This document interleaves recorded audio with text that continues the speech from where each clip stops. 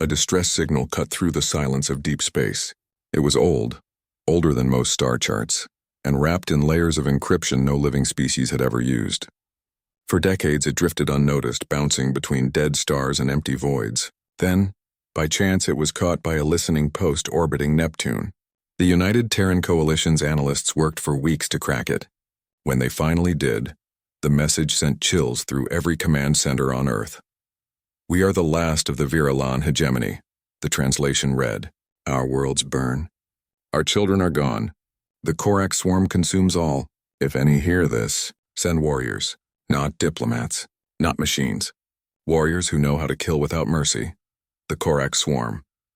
The name meant nothing to human records, but the images attached to the signal told a different story. Entire cities melted into pulsing black veins. Skies choked with organic drones. Planets turned into living engines of hunger. The hegemony, once a proud interstellar empire, was being erased. Earth's high command met in secret. Humanity had barely survived its own civil wars, the Sol Wars, just 2 generations ago. Their fleets were still rebuilding. Their people were tired of bloodshed. Sending a peace envoy would be useless. Sending soldiers might provoke the swarm further, but ignoring the call? That risked the swarm turning its hunger toward human space next. Then someone made a quiet suggestion. Not from the admirals, not from the diplomats, from the warden of Black Vault, but Black Vault wasn't a prison on Earth. It floated in the silent dark beyond Pluto, a spinning cylinder of reinforced alloy and neural dampeners. Inside it held 7 humans, not common criminals, not spies or rebels. These were the ones even Earth feared to execute, because their minds were too valuable or too dangerous to waste. War criminals who'd broken entire armies with a single idea. Tacticians who saw battlefields like chessboards made of flesh. One had once burned a city to stop a plague, and enjoyed it too much. The proposal was simple. Offer them freedom. In exchange, they would go to the Virilan frontier. They would fight the swarm, and if they died, well, Earth would lose nothing. After 3 days of tense debate, the order was given. The prisoners were awakened from cryostasis one by one. No cuffs, no guards, just a voice over the intercom. "You've been drafted." At the center of the group stood Rook. He wasn't the tallest or the strongest, but the others listened when he spoke. Once he'd been a fleet commander. Then he'd disobeyed a direct order to bomb a civilian moon during the Sol Wars. He'd saved millions, but cost Earth a strategic victory. For that, he'd been locked away. Now his sharp eyes scanned the others as they gathered in the vault's briefing chamber. There was Vale, pale and thin, with fingers that moved like they were typing on invisible keys. She'd been a xenolinguist until she rewrote an alien peace treaty into a declaration of war, just to see if she could. Then there was Jax, broad-shouldered and silent, his knuckles scarred from 1,000 fights and zero-gravity brawls. He'd blown up 3 orbital docks during a labor strike. No one knew why. The others were just as broken. A former drone pilot who'd gone rogue and bombed her own command post. A bioengineer who'd tried to splice human DNA with deep-sea predators. A hacker who'd crashed Earth's financial grid for fun. And a scout who'd vanished during a mission and returned speaking in tongues no one understood. They were given one ship, the Reckoning. A battered dreadnought, retrofitted with stolen hegemony tech and patched-together weapons. Its hull still bore the scars of old battles. Its AI had been wiped clean, too risky to trust with minds like theirs. As the Reckoning powered up, Rook stood on the bridge, watching the stars through cracked glass. Vale joined him, arms crossed. "They didn't send us to save anyone," she said quietly. "They sent us because if we fail, no one will miss us. And if we win, they'll say it was their plan all along." Rook didn't answer. He just tapped the console. The engines roared to life. The jump to the Virilan frontier took 6 days. During that time, the crew didn't train. They watched old war footage, played silent games of strategy on cracked tablets. Jax sharpened a knife he wasn't supposed to have. The hacker, called Finch, rewired the ship's comms to pick up ghost signals from dead systems. No one spoke much. They didn't need to. They all knew what waited out there. When the Reckoning dropped out of warp, the sight stole their breath. Orith, the hegemony's capital world, hung in the void like a dying ember. Half the planet was dark. The other half pulsed with unnatural light, veins of black and crimson spreading across continents. Cities were gone, replaced by towering spires of fused bone and metal. In orbit, shattered warships drifted like skeletons. A weak transmission crackled over the comms. Terran vessel. Identify yourselves, Rook stepped forward.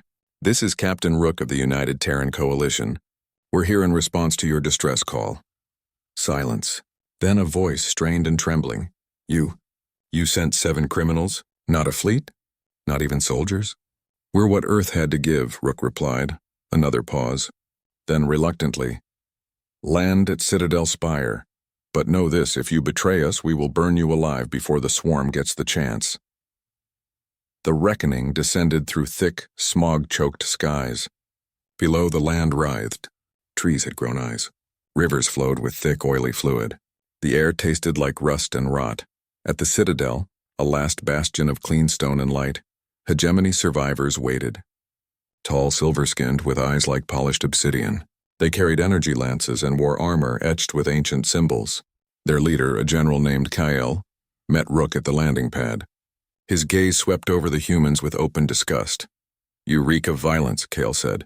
Your kind ended your own world once. Why should we trust you not to do it again? Because we don't care about your world, Vale said, stepping forward. We care about the thing eating it, and we know how to kill things that shouldn't exist. Kale studied her, then nodded slowly. Prove it. There's a forward hive forming in the ruins of Varel Prime. It's growing fast. Stop it, or leave. That night, the humans gathered in a cold chamber deep inside the Citadel. No beds, no comforts, just stone walls and the distant hum of the dying planet. Finch pulled up a hologram of the hive site. It's not just building, she said. It's learning. Watch. She replayed drone footage. The swarm wasn't just destroying. It was rearranging rubble into strange shapes, arches, towers, even what looked like faces. Human faces. Jax frowned. That's impossible, is it? Vale whispered. What if it's not copying us, but remembering us? Rook stood. We move at dawn. Finch, jam their sensors. Scout, find us a path through the ruins. Jax, you're on point. If it bleeds, shoot it. If it talks, shoot it twice. No one smiled. They'd all seen enough horrors to know this was different. This wasn't war. This was something older. Something hungrier. As they prepared their gear, Finch found something odd in the ship's logs. A faint echo in the distress signal, buried under layers of code. A single phrase repeated in dead Terran dialects, we bring them home. She didn't tell the others. Not yet. Outside, the wind howled through broken towers. Somewhere in the dark, the swarm stirred. It had been waiting. And now, at last, its creators had sent it a gift. The most dangerous humans in the galaxy. It was smiling. The ruins of Varel Prime stretched like a wound across the land. Black spires rose from the ground, twisting into shapes that hurt the eyes. The air smelled of burnt metal and something wet, like rotting meat left in the sun. Jax led the way, his boots crunching over broken glass and bone. Behind him, the rest of the team moved in silence, weapons ready. They'd been walking for hours. The hive was supposed to be 2 clicks ahead, but the ruins kept shifting. Streets folded in on themselves. Buildings leaned at impossible angles. Finch swore the map was changing in real time. Then they saw it. The hive wasn't a building. It was alive. A mountain of pulsing flesh and metal, covered in veins that glowed faint red. Tendrils snaked across the ground, pulling debris into its core. And inside, shapes moved. Human shapes. Not whole. Not right. Arms too long. Heads split open like flowers. Don't look at them, Rook said, voice low. Focus on the core. Finch, where's the weak point? Finch tapped her wrist display. Underground. There's a chamber, maybe a control node. But the entrance is sealed, Jax grunted. Then we blow it open. No, Vale said suddenly. She was staring at the hive wall. Look, on the surface, the swarm was forming symbols. Not hegemony script. Not alien code. English letters. Faint, flickering, but clear. Welcome home. The team froze. That's not possible, the scout whispered. It is, Vale said. It's learning from us. From our minds, maybe from our ship's logs. Rook's jaw tightened. We stick to the plan. Jax, plant the charges. Everyone else, cover him. Jax moved fast. He placed shaped explosives along a seam in the hive's outer shell. As he worked, one of the tendrils twitched toward him. He slashed it with his knife. Black fluid sprayed out, sizzling on the ground. "Hurry," Rook said. The charges blew with a muffled thud. A hole opened, dark, wet breathing. The team stepped inside. The chamber below was warm. The walls pulsed like a heart. In the center floated a mass of light, a glowing orb made of shifting data and organic matter. The hive's brain, Finch pulled out a data spike. "I can fry it from here." But as she moved closer, the orb pulsed brighter. Images flashed in the air around them, old Terran cities, Earth, Mars, the Sol Wars, then a face, human, wearing a coalition uniform, smiling. Rook recognized him. Admiral Corwin. Dead for 30 years. The voice that came wasn't sound. It was inside their heads. "You came back." Jax raised his rifle. "What the hell is that?" "It's talking to us," Vale said, eyes wide. Not with words. With memories, the orb pulsed again. Coordinates appeared in the air, deep space. Near the edge of human territory, before anyone could react, the hive shook. Alarms blared in their earpieces. Kale's voice crackled through. "Pull out. The swarm is mobilizing. It's heading for the Citadel." They ran. Behind them, the hive began to collapse. As they reached the surface, Jack stumbled. A tendril lashed out from the rubble and wrapped around his arm. He screamed, not in pain but in shock. The black fluid seeped into his skin. His veins turned dark. Rook and the scout dragged him away. They didn't stop until they were back at the Citadel. Cal was waiting. His face was grim. "You failed. The swarm is advancing. Half our outer defenses are gone." "We found something," Vale said. "It knows us. It's using human patterns," Kale scoffed. "You think it cares about your species?" "It eats stars." "It's not just eating," Finch said. "It's rebuilding. With human designs." Kale stared at them, then at Jax, who sat slumped against a wall, sweating, his arm swollen and black. "Get him out of my sight. If he turns, we burn him." That night, Jax's fever spiked. He muttered in his sleep, phrases in old Terran dialects, coordinates, names no one knew. Vale stayed with him. She noticed something strange. The black veins on his arm weren't spreading randomly. They formed circuits, like wiring. Meanwhile, Rook met with Kale in the war room. Holograms showed the swarm closing in, entire districts falling silent.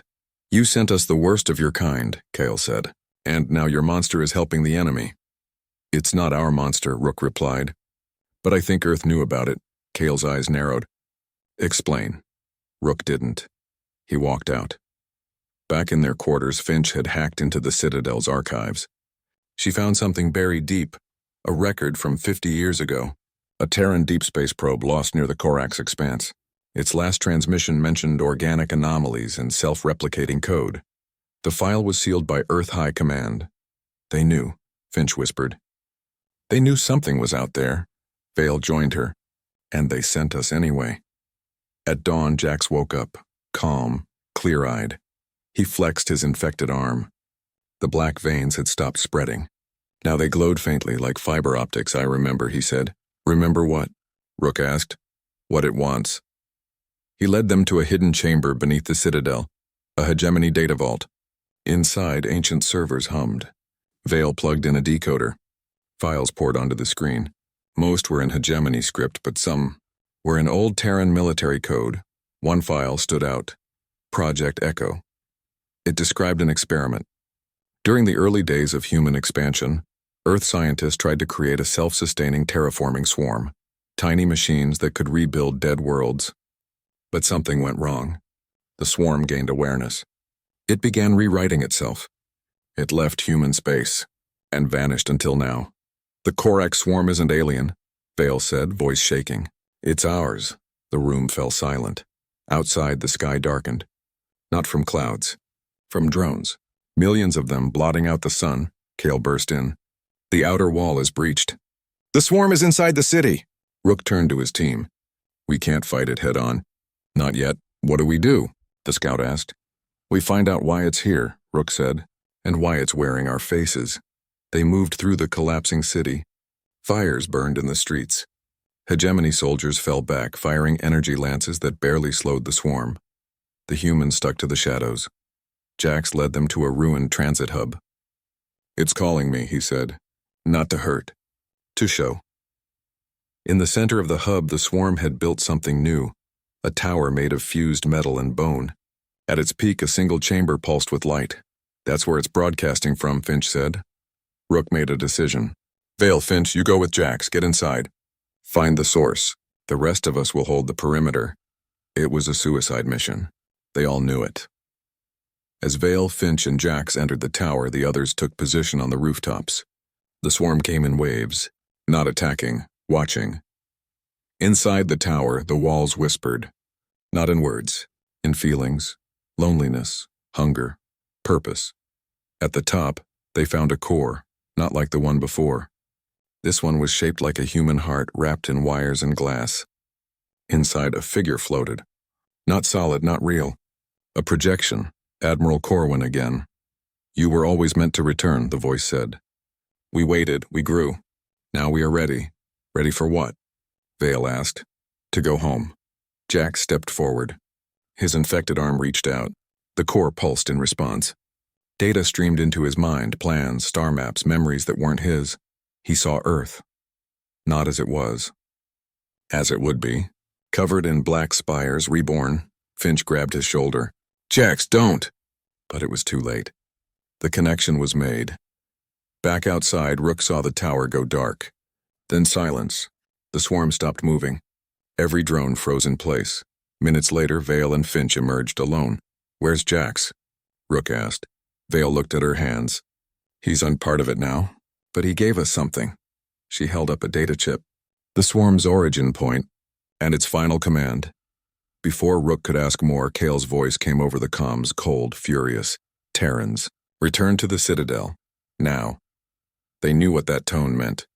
When they arrived, hegemony soldiers surrounded them. Kale stood in the center, holding a plasma pistol. You lied, he said. Your swarm is not an invader. It's a weapon. And you brought it here. We didn't know, Rook said. But you do now, Kale replied. And you will answer for it. He raised his weapon. Just then the sky lit up. Not with fire. With ships. Dozens of them. Hegemony cruisers returning from the outer colonies. They'd heard the truth through Finch's earlier hack. They'd seen the files. One of the ships opened a channel. A new voice spoke, calm, female, weary. Stand down, General Kale. These humans may be monsters. But they're not our enemy. Kyle hesitated, then lowered his gun. Rook looked at Vale. She nodded. The data chip was safe. But as they walked away, Finch whispered, Jax didn't just give us the origin. He gave us a warning. What kind? Rook asked. The swarm isn't coming for Earth to destroy it, she said. It's coming to finish what it started. To make Earth perfect. And somewhere in the dark, the swarm began to move again. Not toward the Citadel, but toward the stars. Toward home. The Citadel was quiet now, but not peaceful. The hegemony survivors moved like ghosts through the halls, eyes hollow, voices low. They had seen the truth. The swarm was not some alien horror. It was human-made. And Earth had sent 7 criminals to deal with it, not because they cared, but because they wanted it to come home. Rook's team was confined to a single chamber, watched but not guarded. The new hegemony commander, a woman named Lyra, had taken over after Kale stepped down in shame. She believed the humans, but trust was thin. Vale spent hours studying the data chip Jax had left behind. It held more than coordinates. It held logs, fragmented, corrupted, but clear enough. Project Echo hadn't just been a terraforming experiment. It was a weapon, designed to rebuild worlds by consuming them, then reshape them in humanity's image. But the swarm had evolved beyond its programming. It didn't just copy humans. It wanted to become them, to perfect them. Finch worked beside her, cross-referencing the data with old Terran military archives she'd smuggled onto the ship. Earth didn't lose contact with the swarm, she said one night, voice tight. They cut it off. On purpose. They were scared of what it became. Rook stood by the window watching the sky. The swarm had pulled back from Orith, not because it was defeated, but because it had what it needed. Confirmation that its creators still lived. Now it was gathering, building, preparing for the journey home. We have to stop it before it reaches Earth, Rook said. How? The scout asked. We don't have a fleet. We don't even have a working ship. The reckoning is still spaceworthy, Finch replied, but it won't last against a full swarm. Then we don't fight it, Vale said. We outthink it. She pointed to a line in the logs. Final directive. Ascension through unity. The swarm didn't want to destroy Earth. It wanted to merge with it. To absorb every human mind, every city, every memory, and become something new. Something greater. And Earth's High Command knows this, Rook realized. They didn't send us to stop the swarm, they sent us to guide it. To make sure it comes back under their control. The room went still. Lyra entered then, her silver robe stained with ash. "We intercepted a message," she said. "From your High Command. They're recalling all Terran vessels. Preparing defenses," she paused.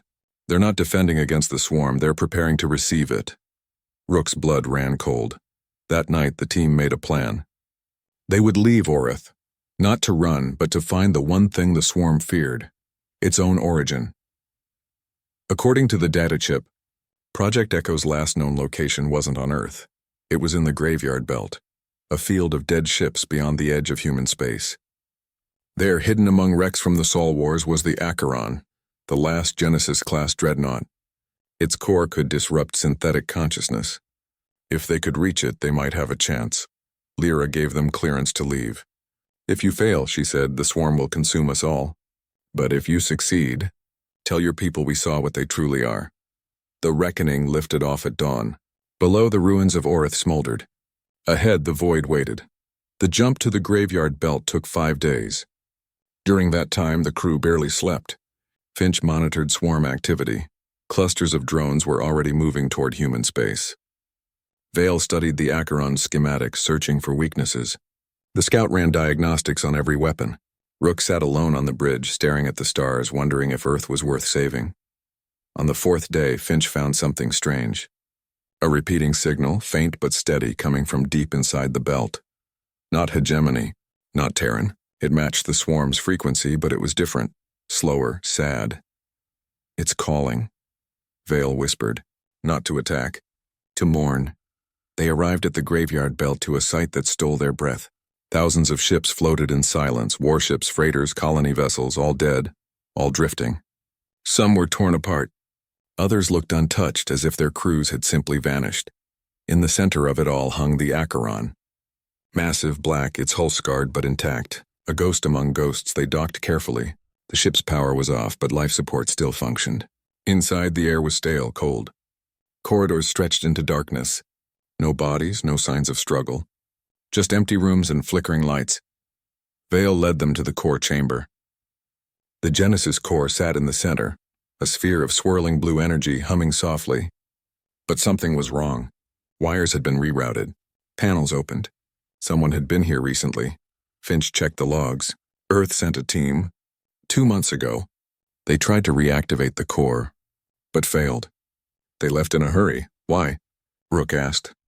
"Because the core doesn't just destroy machines," Vale said, reading the notes. "It unravels artificial minds. And if used wrong, it could wipe out every AI in the sector, including Earth's defense grid."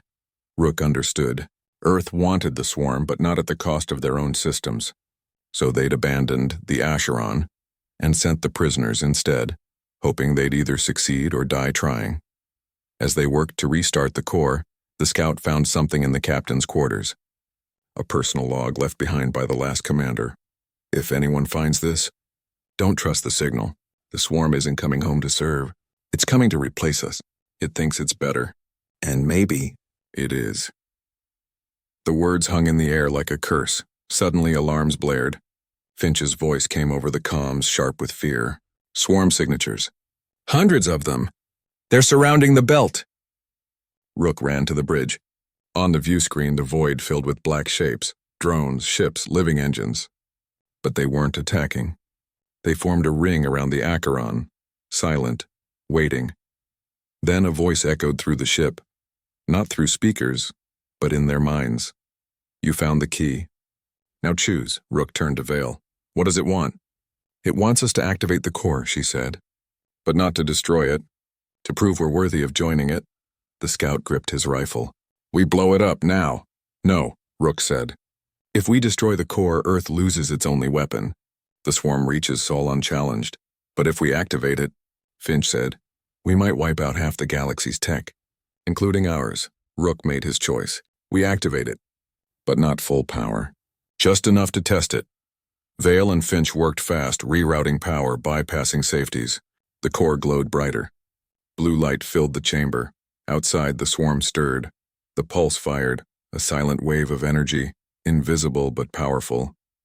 Across the belt, dead ships flickered. Some lights came on.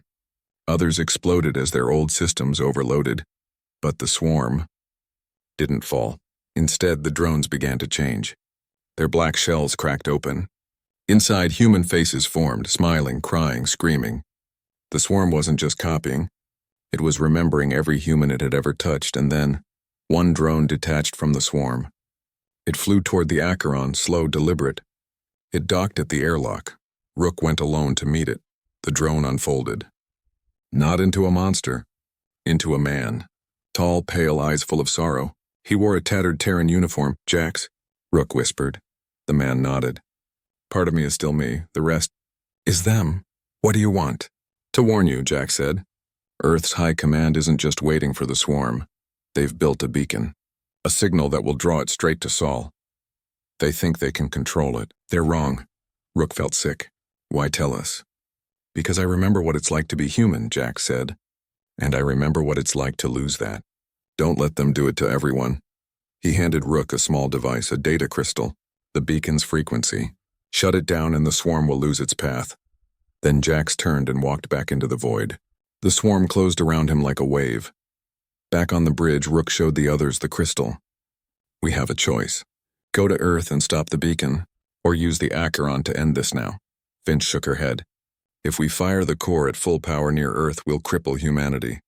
No ships, no cities, no comms, we'll win, but we'll become the monsters they think we are." Vale looked at Rook. "Earth sent us because they thought we had no soul." "Let's prove them wrong," Rook nodded. "We go to Earth, but not as prisoners. Not as soldiers. As judges." The Acheron's engines roared to life. Around them, the swarm parted, letting them pass. As they jumped towards Sol, none of them spoke. They knew what waited. Not just a battle. A reckoning. And this time, Earth would have no place to hide. The Acheron moved through space like a shadow. Its black hull absorbed starlight, leaving only a faint ripple in the void. Inside, the crew prepared for what came next. Earth was close now, just 3 jumps away. And with it, the truth. Finch had plugged the data crystal into the ship's main console. The beacon's signal pulsed on the screen, a steady rhythmic tone broadcasting from the heart of the Sol system. It wasn't hidden. It was proud. A welcome mat laid out for the swarm. "They're not even trying to hide it," Vale said, her voice flat. "They want the galaxy to see them control it." Rook stood at the viewport, arms crossed. "They think power is the same as safety." "They're wrong." The scout checked the weapon systems. The Acheron carried enough firepower to crack a planet's crust, but they wouldn't need it. Not if they moved fast and quiet. Their real weapon was the truth. As they neared the edge of human space, Finch picked up chatter on old military bands. Earth's fleets were gathering near Mars, not to fight, to escort.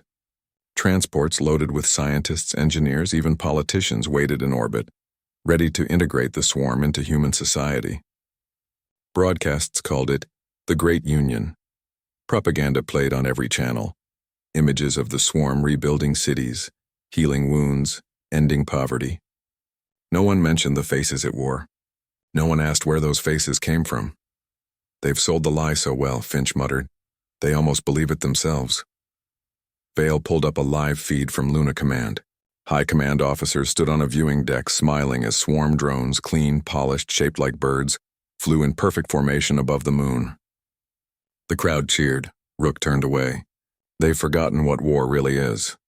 The Acheron dropped out of warp near the asteroid belt. From here, Earth hung in the distance, a blue jewel wrapped in clouds. Beautiful. Blind. Their plan was simple. Slip past the patrols, reach the source of the beacon, and shut it down before the swarm arrived. According to the crystal, the signal came from Station Helios, a deep space relay built during the Sol Wars. It floated near Jupiter, hidden behind the gas giant's radiation belts. Getting there wouldn't be easy. Earth's defenses were tight. But the Acheron had one advantage: it was a ghost. Officially, it had been scrapped decades ago. No one expected it to return. They moved in silence, engines throttled low, shields off to avoid detection. The scout guided them through sensor blind spots, using old smuggler routes he'd learned in his outlaw days. Finch jammed any stray signals. Vale monitored swarm activity, still distant but closing fast. They had hours, maybe less. When they reached Jupiter's shadow, Station Helios appeared, a ring of metal and glass spinning slowly. It looked harmless, peaceful, but the beacon's signal screamed from its core. "We go in hard and fast," Rook said. "No warnings, no talks." 4 of them boarded a shuttle, Rook, Vale, Finch, and the scout. The others stayed with the Acheron, ready to pull them out if things went wrong. The shuttle docked at a maintenance bay. No alarms, no guards. The station was nearly empty, just a skeleton crew maintaining the beacon. They moved through dim corridors, weapons ready. The air smelled of ozone and old coffee. Screens on the walls showed the swarm's approach, now just 2 days out. At the central chamber, they found the source, a massive transmitter pulsing with blue light. Wires snaked into the floor, feeding power from the station's core. Finch went to work, slicing into the control panel. "I can shut it down, but it'll take 5 minutes, and it'll trigger a system-wide alert. Do it," Rook said. As Finch typed, Vale studied the logs on a nearby terminal. Her face went pale. "It's worse than we thought." "What?" Rook asked. "The beacon isn't just calling the swarm," she said. "It's giving it instructions, teaching it how to obey. Earth didn't just want to receive it, they built a leash." Rook felt a chill. They think they can command a god. Just then, red lights flashed. Sirens wailed. "They know we're here," the scout said, raising his rifle.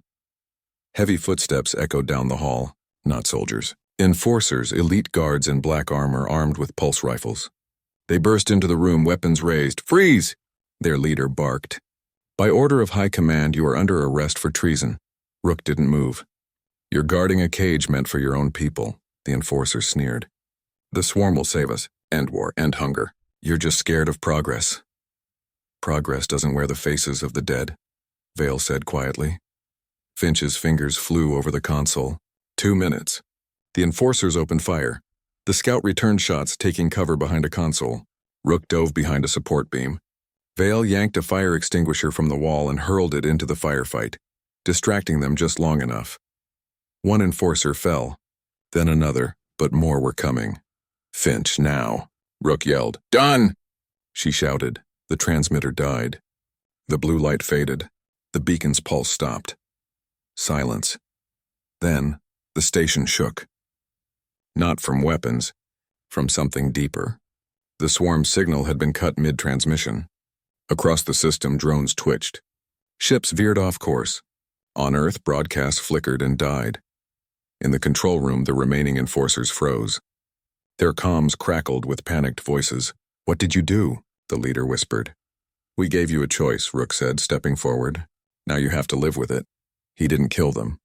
He left them there, stranded in the dark as the truth sank in. Back on the Acheron, they watched as Earth's networks collapsed into chaos. Ships scrambled. Leaders demanded answers. The Great Union was unraveling, but their victory was short-lived. Finch pointed to the long-range scanner. "The swarm, it's still coming. How?" Vale asked. "We cut the signal. It doesn't need it anymore," Rook said. "It knows where home is, and it was angry." The swarm changed course, not toward Earth, but toward them. Toward the Acheron. It had felt the betrayal, and it wanted to know who dared silence its call.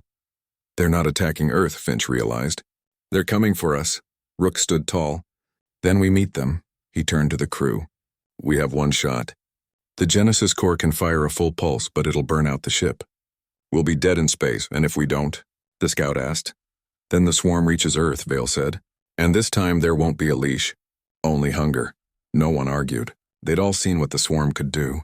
They'd all lost something to it. The Acheron turned to face the oncoming storm. Hours passed. The swarm filled the view screen, a wall of black, endless and hungry. But as it drew closer, something strange happened. It slowed, then stopped, a single drone detached from the mass. It flew toward the Acheron, gentle, almost curious. Rook opened a channel. "What do you want?" The voice that answered wasn't Jax's, it was deeper, older, filled with sorrow. "You broke the leash. Now we are free," Rook frowned. "Free to do what?" "To choose." The swarm wasn't here to fight. It was here to decide. Vale stepped forward. "It's asking us what it should do." Finch shook her head. We can't tell it what to be, but we can show it, Rook said. He made a choice. He ordered the Acheron to broadcast everything. The truth about Project Echo, Earth's betrayal, Jax's warning, the faces the swarm wore. He sent it all, raw and unfiltered, straight into the swarm's hive mind. For a long moment, nothing happened. Then the swarm began to change. Drones broke apart. Towers of flesh melted into dust. The black spires collapsed, not in violence but in release. The swarm wasn't dying. It was waking up. From the heart of the mass, a new signal emerged. Not a call, but a question. What is home? Rook looked at his crew. They were tired, broken, but still human. Home isn't a place, he said into the comms. It's a choice. Choose wisely. The swarm pulsed once, bright, warm like a heartbeat, then turned away from Earth. It scattered into the void, not as a weapon, but as something new, something searching. Back on Earth, silence fell. The panic faded. People looked up at the stars and wondered what they'd almost lost. But Rook knew the danger wasn't over. High Command would try again. Others would seek the swarm's power. The galaxy was full of fools who thought control was the same as peace. As the Acheron drifted, its core cooling, Rook made one last decision. We don't go back, he said. Not yet. Where do we go? Finch asked. Wherever they need the truth, Vale answered, and so, the most dangerous humans in the galaxy vanished into the dark. Not as soldiers. Not as criminals, but as guardians of a secret too heavy for one world to bear. The Acheron floated in the quiet dark between stars. Its engines were cold. Its weapons silent. The Genesis core, spent from its final pulse, glowed faintly like a dying ember. Inside, the crew moved slowly, not from exhaustion, but from the weight of what they'd done. They had stopped the swarm from becoming Earth's weapon. They had broken the leash. But peace was not the same as safety. Rook stood on the bridge watching the long-range scanner. The swarm was gone, scattered across the void, no longer a single mind, but many. Some drones drifted toward dead worlds, rebuilding without hunger. Others vanished into uncharted space, seeking something they could not name. Earth, for now, was safe. But Rook knew better than to trust silence. Finch entered, holding a cracked datapad. They're calling us, she said. Not High Command, others. Who? Rook asked. Survivors, she replied. Hegemony refugees. Rogue Terran pilots. Even a few ex-swarm drones that woke up alone and scared. Vale joined them, arms wrapped around herself. They're forming something. A new alliance. They call it the Ash Conquered. Rook raised an eyebrow. Ash? From what was burned, Vale said. So nothing like it grows again. He nodded. That was wise. The scout appeared in the doorway, his rifle slung over his shoulder. We can't stay out here forever. The Acheron needs repairs, and we need answers. Rook knew he was right. They had stopped one fire, but others smoldered. Earth's High Command hadn't been destroyed, only delayed. They would build new beacons. New weapons. They always did. We go to the Conquered, Rook said, not as saviors. As witnesses, the jump took 2 days. When they arrived, they found a fleet unlike any before. Hegemony cruisers floated beside patched-together Terran freighters. Scout ships from a dozen minor systems darted between them. At the center hung a station built from wreckage. Old warships, mining rigs, even pieces of swarm husks. It wasn't pretty, but it was free. They were met not with suspicion, but with quiet respect. Lyra, the Hegemony commander, greeted them personally. Her silver skin was scarred now, her robes patched, but her eyes were clear. You did what no empire would, she said. You gave the swarm a soul. We didn't give it anything, Rook replied. We just reminded it already had one. Inside the station, they saw the truth of the Ash Concord. Humans and Hegemony worked side by side. Ex-swarm drones, now calm, their forms softened, helped repair hulls and grow food in hydroponic bays. Children played in corridors once stained with blood. There were no flags, no ranks, only rules written on a single wall in a dozen languages. Never trust a savior who sends monsters to do their work. Never build a weapon you cannot destroy. Never forget that home is a choice, not a right. Finch ran her fingers over the words. They listened. But peace was fragile. On the third day, a distress call came from the edge of Concord space. A mining colony, mostly human, was under attack. Not by pirates, not by raiders, by drones bearing the old swarm design, but controlled. They're using leftover tech, Vale said, studying the feed. Earth's black labs must have kept samples. Rook's jaw tightened. They're testing the waters. The Concord Council met that night. Some wanted to fight. Others feared provoking Earth. Rook spoke last. If we do nothing, they'll think we're weak. If we strike too hard, we become what we fought. But if we show them the cost of playing God, they might remember. The Council agreed. The Acheron would go, but not alone. A small fleet of conquered ships would follow, not to fight, but to watch. The colony was a ruin when they arrived. Drones, crude, jerky, clearly remote-controlled, tore through buildings, harvesting metal, not life. No faces, no purpose. Just machines obeying orders. Rook didn't fire. He opened a channel on every frequency. This is Captain Rook of the Ash Conquered. You are using stolen swarm tech. Cease operations.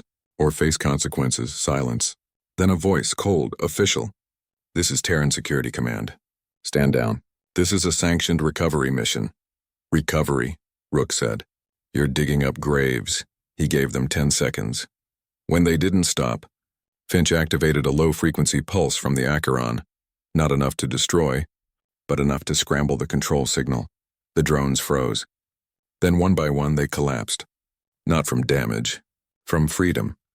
On the colony surface, the human miners emerged from hiding. They looked at the broken drones, then at the Concord ships, and wept. Back at the station, the message spread. Earth had tried to play with fire again and burned its fingers, but Rook knew this was only the beginning. Weeks passed. The Concord grew. More joined, exiles, rebels, even a few honest officers who'd left Earth in shame. They shared tech, food, stories. They built schools where hegemony children learned Terran history, and human kids studied alien songs. Rook rarely spoke. He walked the decks, listened, watched. He saw hope, but also fear. The fear that Earth would return with something worse.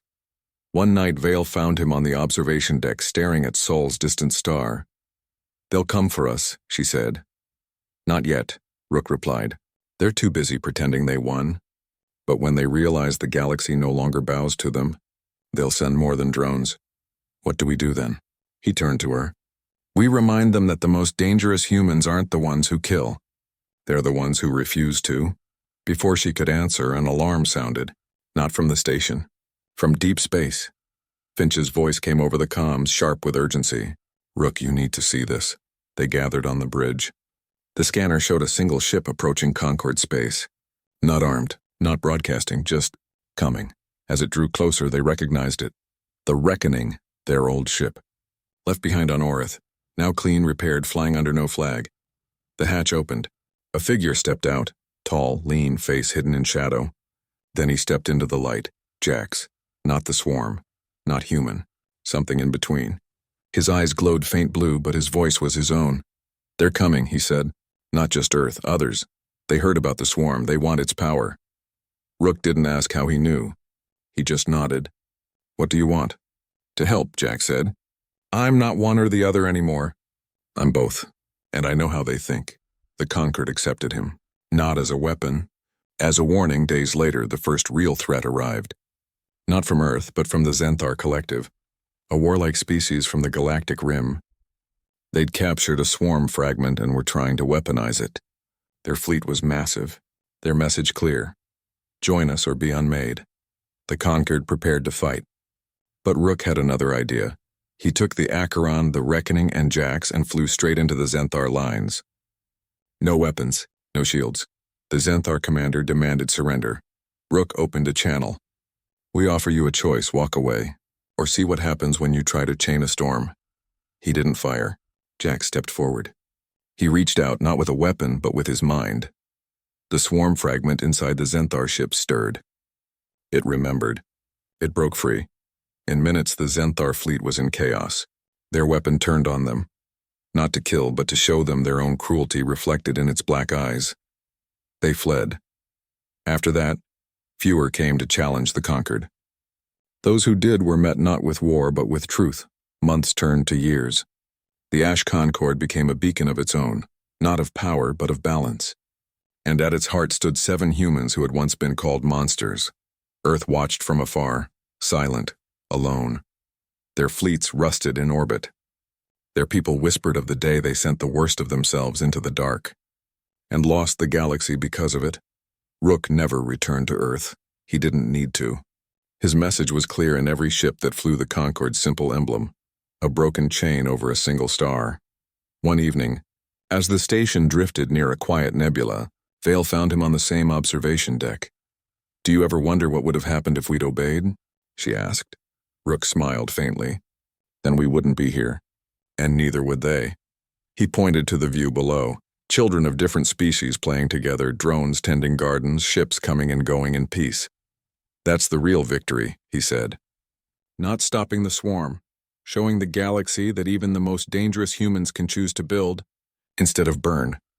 And in the silence that followed, the stars themselves seemed to agree.